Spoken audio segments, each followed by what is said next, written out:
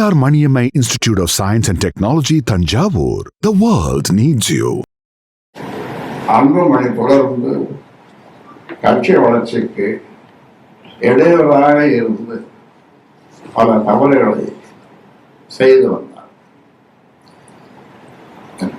நிறைய சொல்லணும், ஆனால் ஒன்று தான் சொல்றேன். உதாரணத்துக்கு தமிழ் குமரனை இயக்க வளர்ச்சிக்கு பயன்படுத்திக் கொள்ளலாம் என்று முடிவு செய்யப்பட்டது. தமிழ் குமரன் உங்களுக்கு தெரியும், சிறைத்துறையில் இருக்கிறவர், மணியினுடைய பிள்ளை. அவருக்கு இருந்த சினிமா உலகம் சினிமா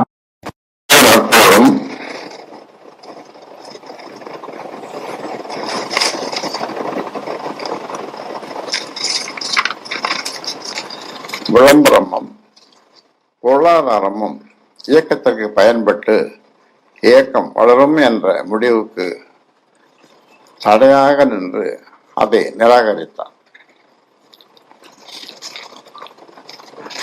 அவரை நியமனம் செய்து நியமன கடிதத்தை கொடுக்கிறேன், கொடுத்து அந்த வாசல்படியை தாண்டவில்லை.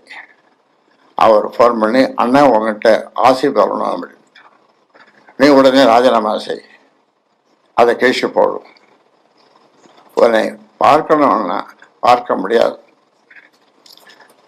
அப்போ நான் சொன்னேன், நீ இருப்பா, நீ உடனே கேட்கும் போகணும், அதை தெருவுலையும் வீச வேணாம், குப்பை தொட்டியில் இரு, பார்ப்போம், பேசி பார்ப்போம்னு 2 மாதம் பொறுக்க சொன்னேன். அதன் பிறகு தொல்லை தாங்கவில்லை. மற்றும் ஒரு பொதுக்குழு இங்கே சங்கமித்ராவில் நம்ம எழுந்துட்டேன்,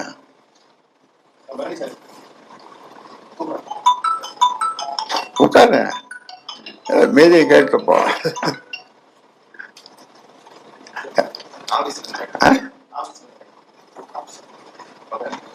உட்கார், எல்லாத்தையும் கேட்டுப்போம்.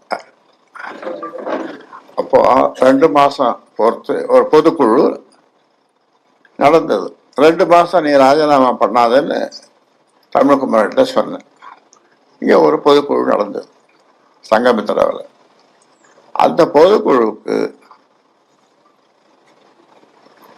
அவரும் அவருடைய மனைவியும் குழந்தைகளும்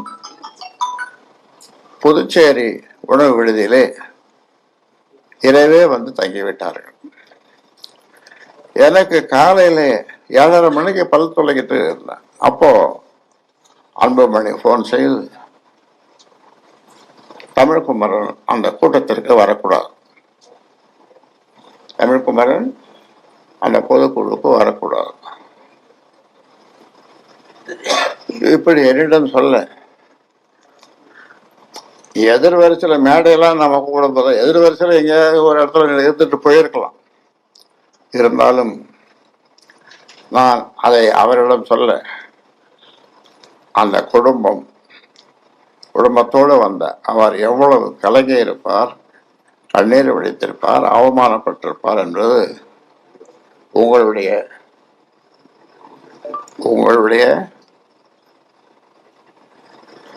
என்ன சொல்றது